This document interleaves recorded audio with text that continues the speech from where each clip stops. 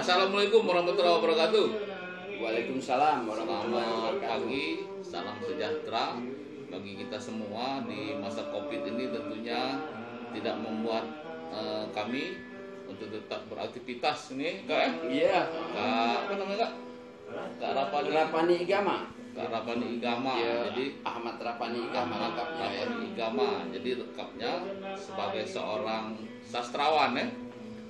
Iya. Sastrawan, pegawai negeri, pernah menjadi wartawan gitu kan. Iya. Artinya memang multi gawean ya. Memang Palembang itu harus banyak gawe kan. Iya, banyak Jadi gawe. artinya memang banyaknya aktivitas berbagai bidang yang kita geluti tidak menjadi hambatan bahwa kita tetap bisa untuk menunjukkan prestasi ya. Ya. Karena mengapa? Karena hasil kreativitas itu kan juga tidak dibatasi bahwa seseorang itu memiliki profesi tertentu. Ya. Termasuklah barangkali di bidang sastra, menjadi seorang sastrawan itu tidak mesti dia itu pendidikan basicnya berhubungan dengan sastra, atau mungkin dia keturunan sastrawan, gitu kan. Nah, hal-hal inilah kemudian yang menunjukkan bahwa siapapun bisa menjadi seorang sastrawan. Artinya sastrawan itu kan orang yang memiliki kepekaan terhadap lingkungan, kan? Iya. Kemudian bisa mengekspresikannya, menggambarkan, melakukan kontrol, ya kan, menginformasikan sekaligus juga dalam bentuk sesuatu yang indah orang ketiga. Ya. Itu kira-kira kayak kita kerjaan aku kalau salah kalau Benar, kata kuncinya indah. indah. Jadi memang dalam bentuk yang indah. Nah, bagaimana sebenarnya yang telah dilakukan oleh Kak Ahmad Rapani Igama ini dalam dunia sastra? Kalau saya menceritakannya barangkali saya tidak punya data karena saya juga kurang memiliki informasi. Tapi kalau yang bersangkutan langsung menceritakannya itu sesuatu yang mungkin tidak perlu kita verifikasi lagi, kan? Iya. Ya, jadi barangkali bisa nggak diceritakan, Kak? Mungkin kita kronologi sampai Kak dari mungkin Iya. dari sekolah sudah punya ini memang. Ya, itu yang agak sulit tuh. Jadi aku ini dulu kan tamat SMA, masuk Fakultas Sastra jurusan Sastra Indonesia. SMA di mana kamu dulu? SMA di Jogja. Oh, di Jogja. Kalau SMP-nya SMP di Magelang. di Magelang. Kalau SD? SD di Samarinda di Kalimantan. Nah, jadi di Palembang ini Di Palembang ini lahir. Lahir. dan SD kelas 1 kelas 2. di SD mana itu? Di SD 78 di Skip Ujung. Dulu SD 78 Skip Aduh, Ujung. dekat Simpang 3 tuh. Ah iya, Simpang 3 itu. Dekat Di rumah pucuk itu. Pak Kori. Eh, Pak Kori Kori, ya. Bang sebut apa Kori? Iya, iya. Tahun berapa tuh SD itu, Kak? Ya tahun berapa ya? 71 72 kalau tidak salah. Saya ingat ya. Kelas 2 pindah ke Kelas 3 pindah ke Kalimantan, sampai sama lulus. Linda, sampai SD lulus. Nah, terus tahun lulus SD pindah ke Magelang, masuk SMP 3 Magelang. Heeh. Sudah lulus SMP 3 Magelang, masuk SMA 3 Magelang. Jadi waktu kuliah 83 kuliah di UGM, UGM. ngambil sastra tadi. Sastra Indonesia. Nah, kalau basic kita ngambil sastra itu apa? Dasarnya apa memang cuman aku nak milih? Sebetulnya tidak, kita kan di Fakultas Sastra itu di jurusan Sastra Indonesia kan dididik untuk menjadi kritikus, bukan penulis sastra sebetulnya. Ya. Nah, cuman karena kadang-kadang kepingin berekspresi, nulis puisi, dimuat di koran. Jadi nulis puisi itu setelah kamu kuliah lah ya? Setelah kuliah, SMA belum ya. ada jejak-jejak misalnya. Ya paling nulis puisi-puisi kelangenan lah, puisi-puisi rasa kangen, rasa dengan wong tua gitu. Tapi pelajaran bahasa kamu jangan nulis sastra, memang senang dengan sastra waktu di SMA. Memang hobi. Hobi ya? Iya, senang lah, bukan hobi, senang. Melok lomba-lomba puisi? Tidak pernah. Aku tidak pernah melok lomba apapun tidak pernah. IPA IPS waktu itu. IPA. Nah itu masuk IPA, SMA-nya, kuliahnya di EPS. Iya.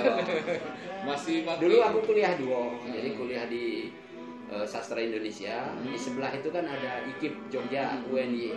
Di situ ngambil teknik sipil jurusan bangunan. Barengan.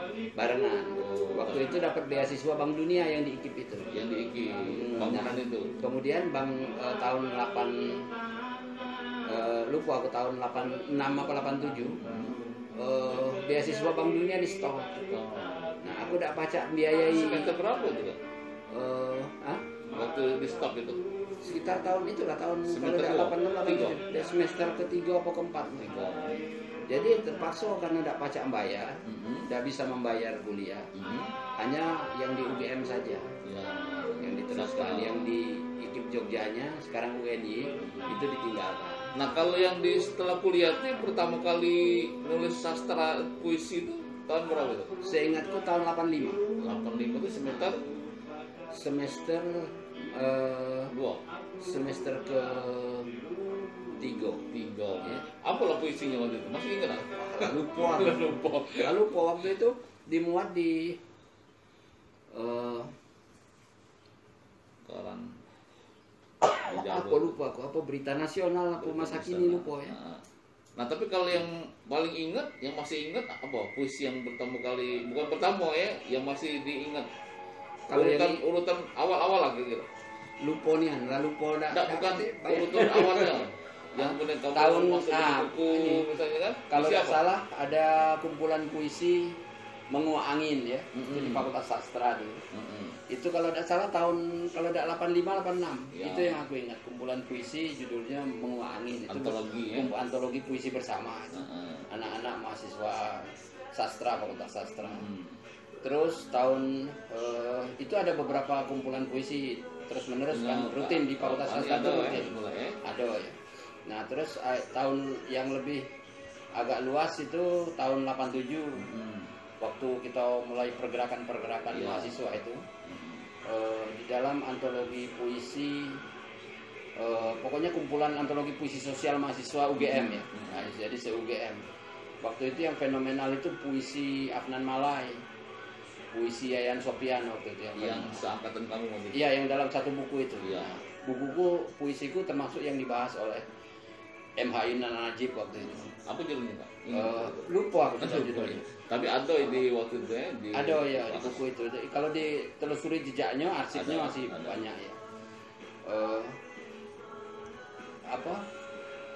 Puisi Afnan Malai yang waktu itu, Bu belikan aku keberanian di Pasar Loa untuk untuk demonstrasi itu ya. Iya, itu menjelang pergolakan tahun 80-an. Nah, kemudian setelah itu banyak antologi puisi bersama ya, lupa judulnya. Terus aku balik ke Palembang setelah tamat. Setelah tamat. Tahun berapa tahun 90 aku balik ke Palembang. Tahun 89 akhir mulai ke Palembang. Nah, kayak waktu kamu kuliah itu kan sastra nih. Yeah. Nah, yang seangkatan kamu yang sampai sekarang kemudian menjadi sastrawan itu atau ini ada tak dari UGM itu? Kalau yang jadi sastrawan atau kritikus lah misalnya. Kalau sekitarku ya, seputaranku, rombonganku banyak sebetulnya. Banyak ya, tidak angkatanku ya. Angkatanku banyak, ada yang filolog terkenal Profesor Bani Sudardi itu angkatan itu. Ada Wiatmi itu profesor sekarang di UNY, dosen di Jogja, UNY ya. Itu seangkatan betul, Bani Sudardi profesor juga. Adik kelasku ada yang Aprinus Salam ya. Profesor juga tuh? Belum ya, tapi dia kepala pusat penelitian UGM. Kemudian ada itu nama-nama yang akrab ya yang disebut. Ada Abdul Wahid, penyair di Jawa Tengah. Penyair di sana. Penyair ya. Itu seangkatan itu. Adik kelas. Karyanya banyak itu. Adik kelas. Ya. Ada Ngarto Februana, dia wartawan Tempo, masih berkarya. Itulah kawan-kawan yang. Artinya memang dari sastra UGM itu kan memang kemudian alumni tetap garuh kreativitas dan juga tetap eksis ya. Mereka teman-teman rata-rata eksis. Dari mulai dari kampus sampai kemudian setelah pasca menyelesaikan pendidikan kan. Iya. Nah, ini cerita kamu di Palembang tadi 8990 itu kan? Mulai tahun yang intens itu tahun 90 memang di Sumek kan. Sumek Jalan Merdeka waktu itu. Iya. Masih Surya Persindo Group. Iya, grupnya Media Indonesia. Cerita kamu masuk di Sumek itu mana itu? Itu pertama kan ini ke Jakarta dulu. Lama. ke media Indonesia. Kemudian ada kabar bahwa di Sumatera Express ada koran, kemudian pergilah ke sana ke Sumatera Express. Ada secoret lah dari orang sana, lupa saya namanya. Pergi ke Sumatera Express, nemui Pak Erika waktu itu. Erika Bukhari ya? Erika Tanawi. Oh, Tanawi. Erika Tanawi HJZ. Kemudian ditesnya, ya karena biasa menulis ya wartawan. Ya seperti bukan tes itu ya, biasa aja seperti itu. Langsung diterimanya, bekerja di situ. Tidak lama waktu di Sumek itu karena waktu itu sampai sudah di situ Pak, yang sampai sekarang masih eksis rombongan Anwar Aswan udah pensiun kan. Ya. Terus Tare Rase sudah keluar. Tare Rase itu di Sumek juga? Sumek juga. Sama-sama redaktur kami. Dia redaktur urusan luar negeri. Bentakku? Aku redaktur urusan itu adik di Asril ya? Asril itu di adik. Di bawah. Asril Anto Narasoma itu di bawah setelah. Jadi berapa lama jadi wartawan gitu? Sekitar 3 tahun lah setelah keluar dari Sumek karena permintaan orang tua keluar dari Sumek. Bergabung dengan Kak Helmi Marsindang, Harian Ekonomi Neraca. Ya. Terus kayaknya masih belum dapat restu dari orang tua. Akhirnya ke museum ketemu Pak Samsir Alam namanya, kepala museum. Sudah, kalau bersedia melamar di sini saja. Kebetulan saya perlu orang yang bisa membuat majalah. Majalah untuk keperluan publikasi museum. Ya, majalah internal lah. Majalah internal. Jadi dibuatlah majalah. Jadi tugas pertamaku mengurus majalah namanya itu? Aksara Bala Putra Dewa. Aksara. Itu museum yang di Jalan Naskah? Iya, Jalan Kilometer 5 itu. Jalan Sriwijaya. Nah, kalau yang ketika itu pasca 90 sampai kamu ke museum itu sastranya masih tetap jalan atau sementara ini nulis puisi misalnya? Tetap jalan. Tetap jalan. Nah, ada karya-karya puisi yang kamu hasilkan selama ya itu tahun 98 kumpulkan puisi-puisi itu waktu reformasi. 98 selesai reformasi kuterbitkan menjadi Potret Bingkai judul kumpulan puisi pertama. Itu memang antologi solo ya istilahnya? Tunggal. Antologi tunggal bukan solo ya. Puisi tunggal itu Potret Bingkai. Antara lain isinya tentang reformasi, tentang ventilasi gitu kan. Kita perlu menghirup udara kebebasan. Ya. Nah, kemudian karyanya itu kira-kira masuk itu dari tentang waktu kamu kuliah. Masuk galau dia. Iya, ada yang tahun terdokumentasi tahun 80-an ya. Yang terdokumentasi ya. Iya, ada yang tahun 80-an. Itu dibagi per tema atau per bab? Tidak. Jadi salah satu. Monyor. Temanya tadi apa itu? Potret Bingkai. Potret Bingkai ya. Jadi membingkai peristiwa selama kurun waktu itu kan. Iya. Pengantarnya ada biasanya kalau betul terbit sendiri murni. Penerbitnya waktu itu ada di Palembang. Di Palembang kalau enggak Wirakarsa kalau nggak salah itu yang dulu menerbitkan juga majalah narasi kan. Narasi. Itu kelompok kami kelompok. Siapa di situ? Kalau di narasi itu ada Dimas Agus Pela. Ada Warman, memang sudah bersentuhan dengan itu ya. Iya, ada. Koko Bae kali. Hah? Tidak, Koko Bae tidak. Tidak masuk. Koko Bae tidak masuk, tapi kami seling gitu. Iya. Kalau nggak salah ada contoh majalah narasi. Ya, jadi kita tunggu sebentar. Beliau lagi mencari buktinya. Jadi kata orang Cina tuh bahaya. Mana buktinya? Majalah narasi itu kan? Iya, majalah narasi. Sama Bingkai tadi. Bingkai tidak kasih Bingkai. Tapi contoh. Iya. Aku pernah tuh baca juga. Kita berapa rasanya? Ini tahun 90 90. Nah, 92 ya. 92 ya. 92. Termasuk Soeharno Manap tergabung di situ. Masuk di sini ya. Nah, ini yang nomor 1, November 91. Jadi ini narasi November 91. Ya, ini majalah berwarna pertama kali di Sumatera Selatan. Sumatera Selatan memang khusus ini ya, sastra ya. Enggak umum, budaya, majalah pelajar. Nah, di SSN ada ya. Sudah ya. Nah, pakai nama samaran juga ada. Rafani Sodinata Igama Sudi ya. Jadi kalau kita umum berarti kamu di waktu itu. Iya, waktu itu memang penggagas dan Aldi Esner nih Acun, SN Al-Sajidi. Berarti memang nama-nama ini kayaknya memang agak di bidang budaya sastra ya. Iya, Mahdi sekarang di Jogja. Marwi Maki ini siapa? Ya, redaktur Sumek dulu. Oh, di Sumek. Wartawan Sumek dulu. Sumek sekarang guru. Sumek yang di Merdeka ya. Merdeka ya. Aldi ini yang Acun ya. Acun. Kalau Mahdi? Mahdi sekarang di Jogja dia. Kalau Ismail Lutfi? Ismail Jogja. Ismail Lutfi di dosen di Universitas Malang. Iya. Kalau ini Rini? Erni Suryadi? Erni itu adik aku itu. Erni itu. Meninggal sudah almarhum. Oh, udah di Jakarta, di Jogja ada, di Padang ada. Iya. Jadi Teh Junaidi masih layout waktu itu. Ya, bagian layout. Jadi ini ya. Nah, DJ DJ itu belum jadi wartawan, masih anak bawang. DJ dulu suka waktu di Sumek kan ilustrator dia, ilustrator bos bawang dia. Bos sekarang. Anak bawang. Dulu ilustrator yang bagus. Ke Anto. Berarti kamu kemarin itu waktu nominasi itu kan ke Anto itu sama-sama sejaman ya. Oh iya. Tapi ke Anto tidak masuk sini. Dan Anto itu waktu aku di Sumek waktu itu sudah megang rubrik kota, Anto Narasoma baru masuk. Tapi di sini bergabung dia. Tidak sempat bergabung kalau di sini, karena dia tetap di Sumek kan. Iya.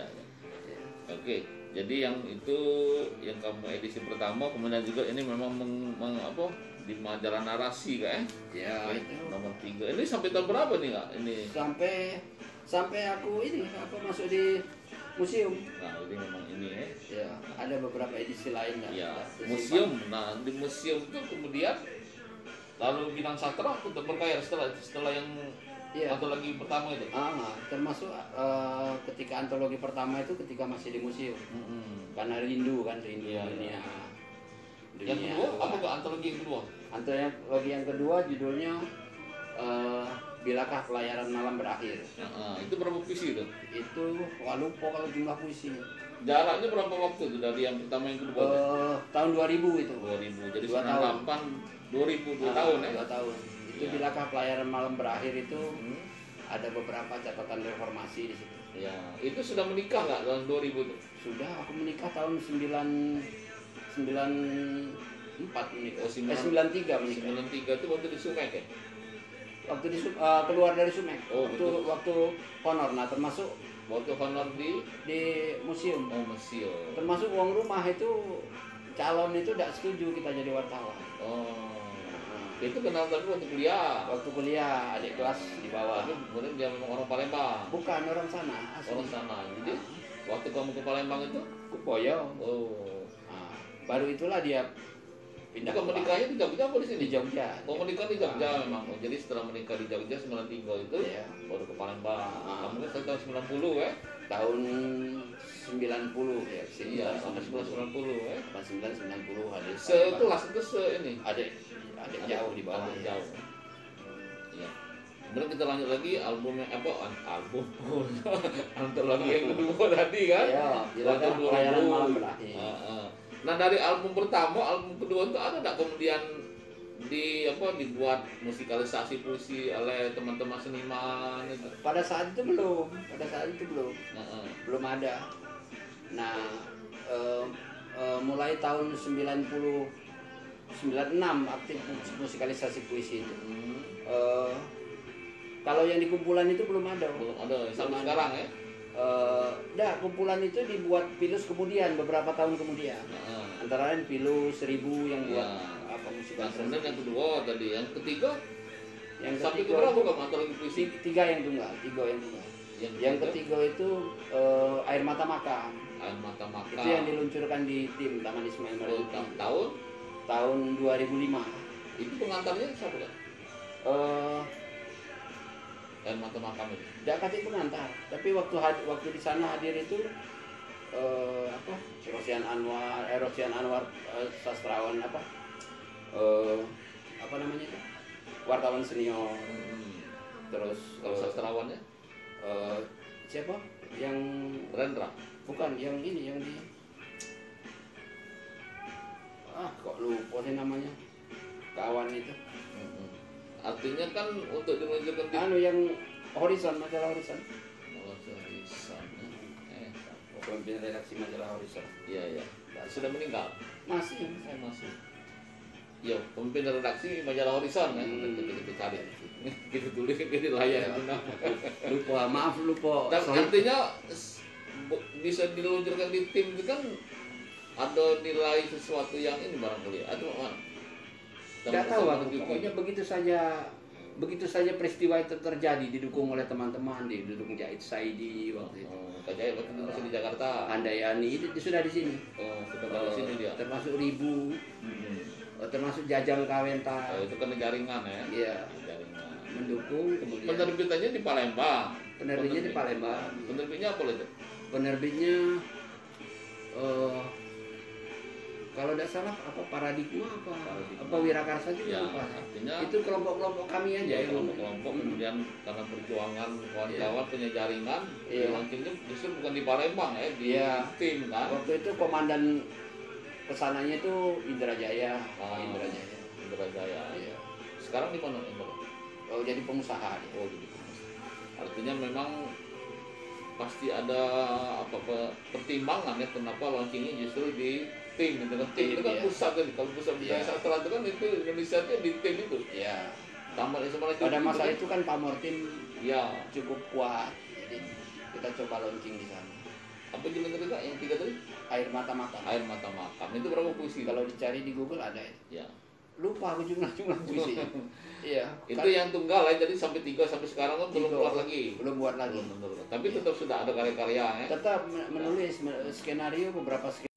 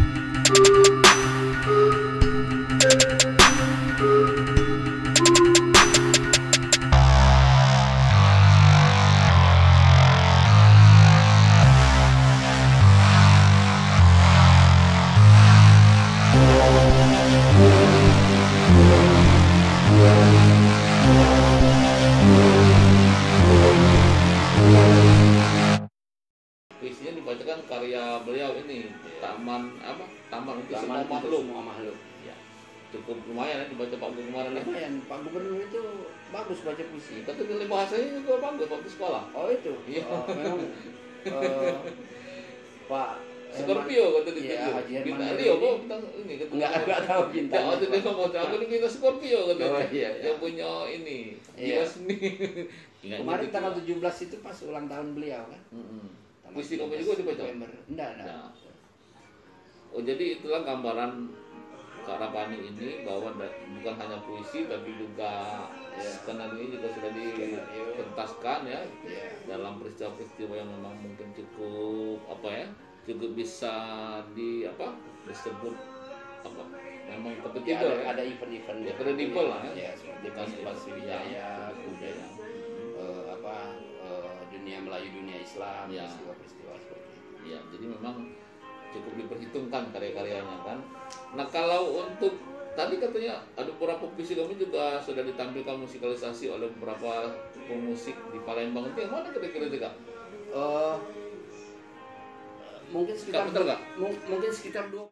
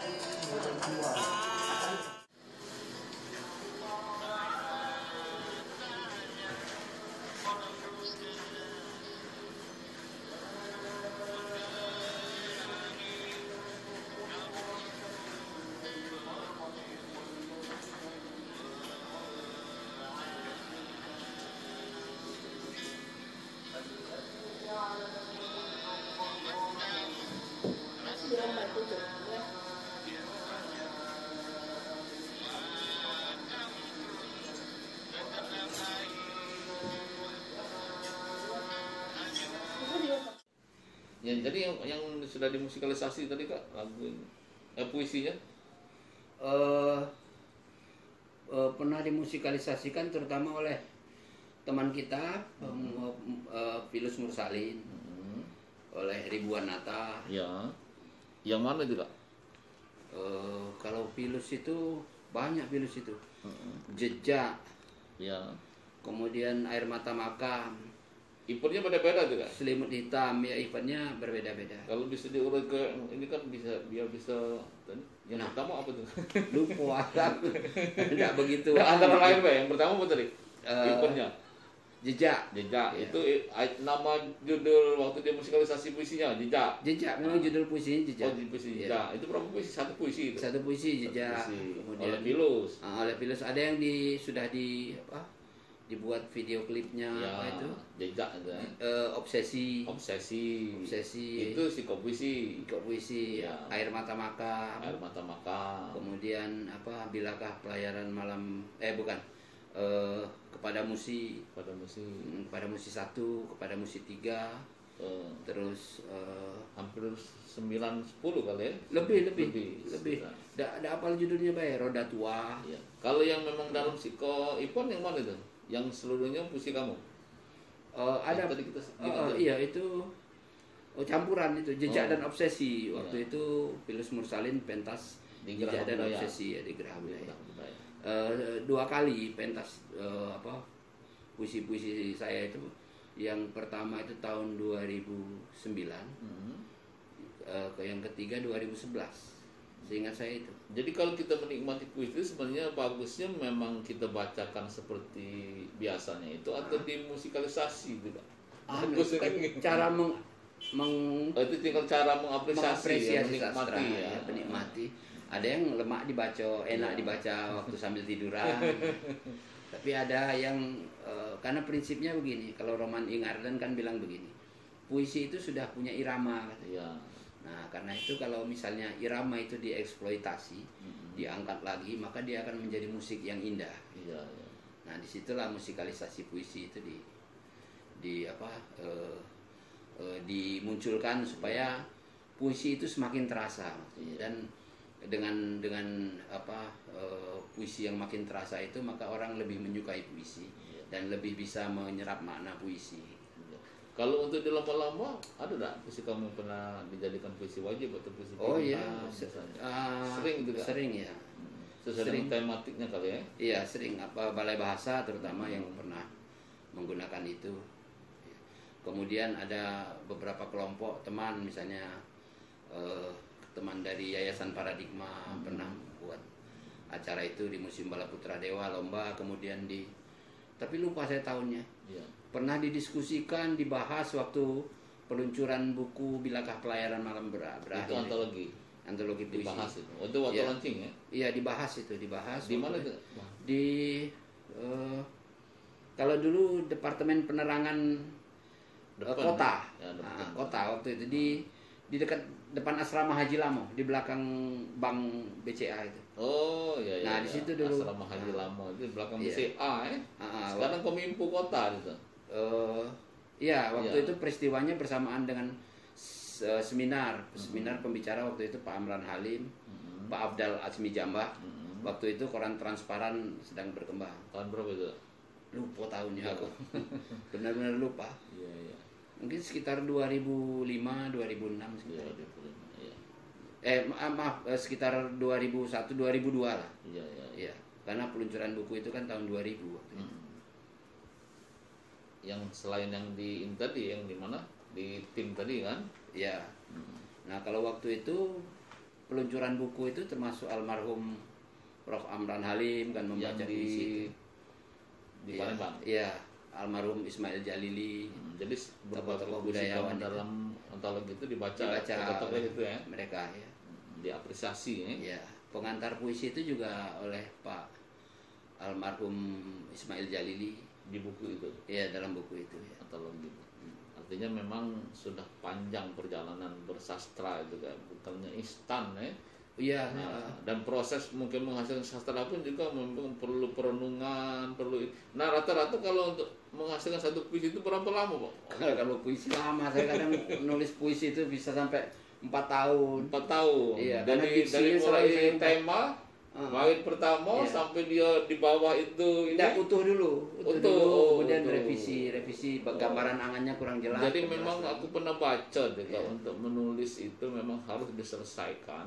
Kemudian disimpan. Itu namanya ilmu perom katanya. Nah, iya benar katanya. Di teori kontemplasi disimpan, dibaca lagi. Nah, waktu kita membaca ulang beberapa waktu kemudian, posisi kita tuh bukan sebagai pemilih itu.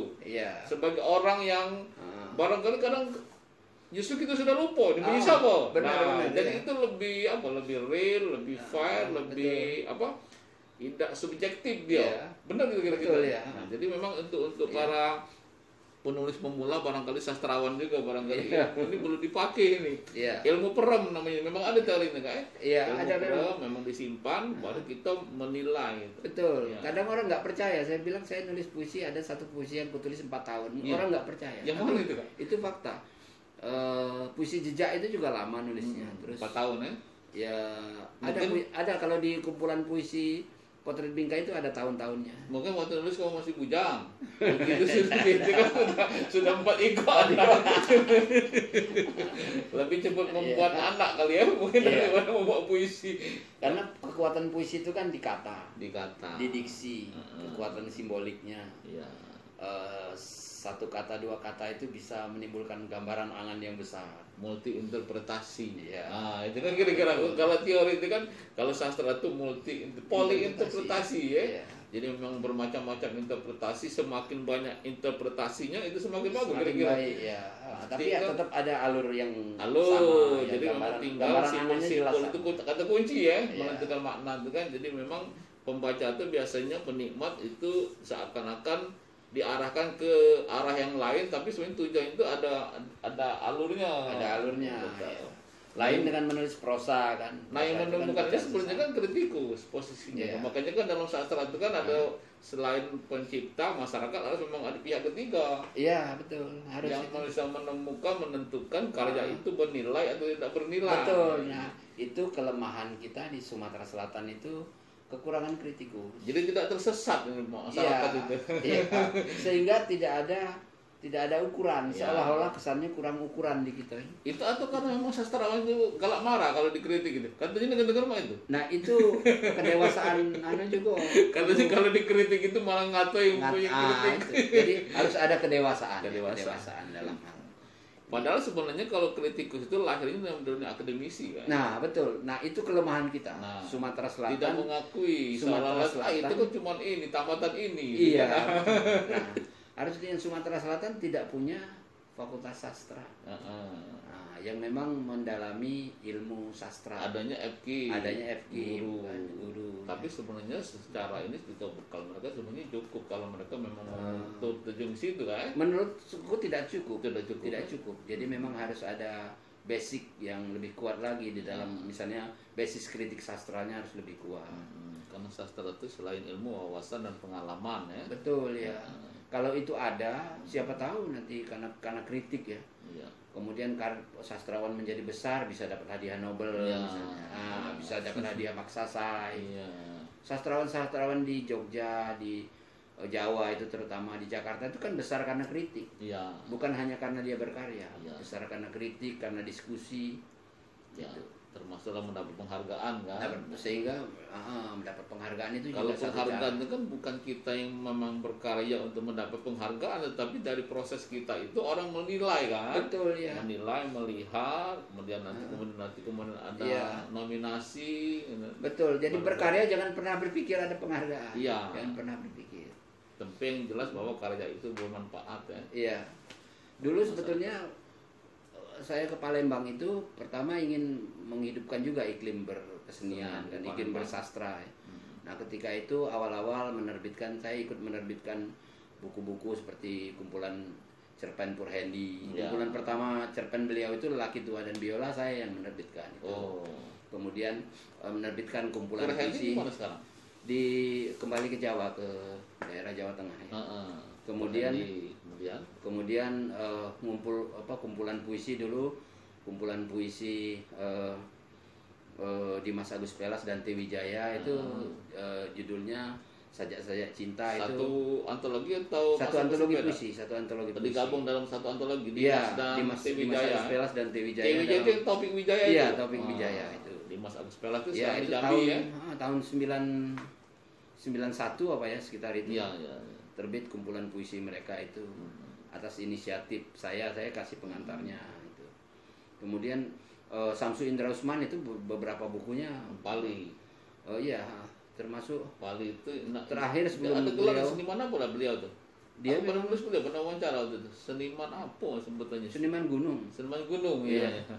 Itu luar biasa itu. Iya. Ya, saya itu dengan dia jauh jarak tapi hatinya dekat. Iya, karena memang beliau itu barangkali memang tinggalnya di daerah ya. Iya. Tapi kan bukan berarti di daerah itu tidak berkualitas dan tidak bisa menghasilkan karya yang besar ya. Iya. Dia pernah menerbitkan kumpulan puisi yang terakhir itu kumpulan puisi berbahasa daerah Raja Ulu Aye. Judul bukunya. Bukan Nantu Banyu bukan. Raja Aye. Itu kan menggambarkan itu Anto Banyu itu juga bukan? Tidak. Ya, kumpulan puisinya saya terbitkan. Iya. Waktu itu. Bawa enggak ya saya di dulu. Iya. Pernah dulu ada rasanya karikaturnya dibuat oleh Ali itu. Ali, barangkali ya Ali ya. Ali, aku pernah. Aku beberapa kali Kak waktu tulis tentang beliau itu kan. Wah, enggak bawa kayaknya. Ketemunya waktu pas ada acara-acara sastra beliau di sini kan. Iya. Banyak, ada 5 buku punya Samsu. Dia itu rasanya beliau tuh pernah jadi ketua DKP Pali rasanya ya. Iya, Dewan Kesenian. Dewan Kesenian bukan Pali, Pak Lawang. Iya. Salah. Nah, ini ada contoh apa? Cerita-cerita rakyat yang saya tulis, tapi ini formal kan karena diterbitkan oleh Bukit Sulap. Sumsel nih ya, bukan Palembang ya. Ini beberapa cerita rakyat. Ada beberapa cerita ini. Bukit Sula, Bukit Muangang, Lubong, Puyang Kepati, Kaneda, Pujang Remalun, Putri Rambut Putih, Penunggu Tebak Terudus, Keadilan Bagi Pangeran Batul, Tuan Puyang Dika. Nah, itu banyak beberapa cerita. Jadi ini termasuk karya beliau, kompilasi cerita sejarah purbakala Sumatera Selatan. Jadi memang selain sastra sebenarnya Kak Rapan ini juga termasuk ini pakar membaca naskah ya. Oh, naskah bahasa Ulu. Surat Ulu ya. Termasuk khususnya surat Ulu kan? Surat Ulu ya, aksara Kaganga itu. Kaganga. Jadi memang banyak tak yang menguasai itu. Sekarang sudah mulai banyak, sudah mulai muncul. Itu kan kebetulan inilah peran perguruan tinggi. Aksara Kaganga itu, huruf Ulu itu atas permintaan waktu itu Profesor Pulungan dari UIN untuk saya ajarkan di UIN Raden Fata, Fakultas Adabnya. Nah, tahun 2013 kalau tidak salah pertama kali, kalau tidak salah ingat ya, pertama kali saya ajarkan jadi mata kuliah itu. Nah, sejak itulah mulai tumbuh. Ada mereka yang menulis skripsi tentang aksara itu, tentang naskah yang beraksara Kaganga. Sekarang sudah 4 atau 5 yang sudah menulis skripsi dalam seperti kalau naskah itu Kak, skrip apa namanya? Manuskrip. Manuskrip itu ada yang manuskrip dalam, itu kan artinya tulis tangan ya. Tulis tangan. Ada yang berbentuk prasasti ya, karena bahannya keras. Ada lembaran. Ada berbentuk kertas, naskah kuno namanya. Ya. Ada tak ini pengaruh kamu menguasai naskah-naskah kuno tadi dengan ke karya kamu tuh Kak? Sebetulnya ada karya-karya yang memang menggambarkan menghargai masa lalu itu. Termasuk kamu menulis tentang Sriwijaya itu barangkali dari situ Kak ya? Karena kamu bisa membaca prasasti itu kan? Enggak juga. Itu beda Kak, kalau prasasti Sriwijaya itu bahasa Kaganga itu kan? Prasasti Sriwijaya itu huruf Pallawa. Huruf Pallawa beda. Nah, Kaganga itu tapi sistemnya sama. Silabarik itu pakai silaba. Jadi satu simbol itu suku kata. Ya misalnya Kaganga sama seperti Jawa Hono, Coroko, Kaganga. Kalau alfabet kan A, B, C, D. Betul lukisan kemarin yang dilukis oleh lukisan Pak Gub, tulisan tanda, namanya ditulis dengan Kaganga. Kan? Itu khusus dengan kamu juga kan? Iya. Herman Deru. Ya. Jadi barangkali ini kita berbincang-bincang dengan Pak Ahmad Rapani Igama soal bagaimana eksistensi, konsistensi, dan juga keseriusan dalam berkarya. Jadi dari mulai bangku kuliah, menamatkan, terjun ke masyarakat, menjadi wartawan, menjadi PNS, dari bujang sampai sudah kini berkeluarga, barangkali juga sampai punya mantu kan. Tetap menulis ya. Jadi menulis itu adalah sepanjang hayat itu kan. Sepanjang masih bisa menulis, kita terus menulis akan dilakukan.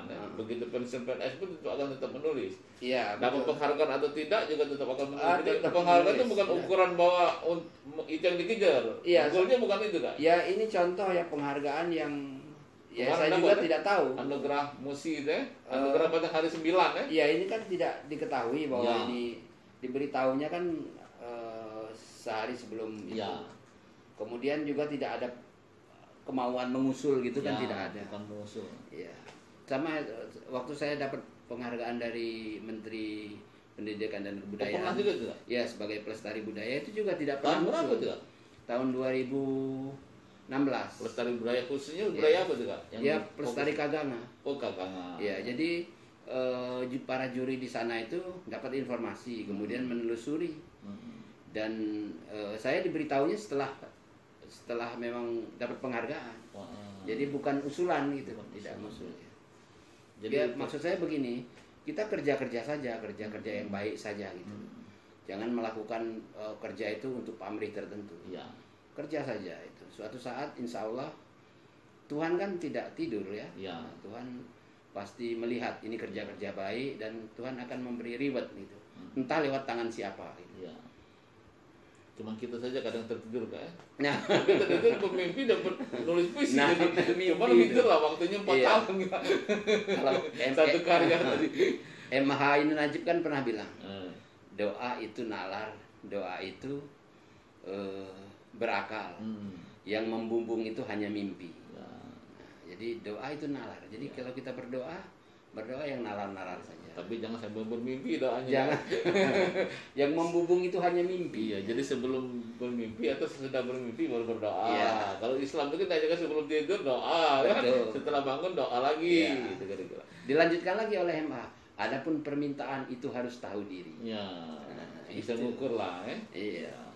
Jangan minta duit 10 miliar. Kan?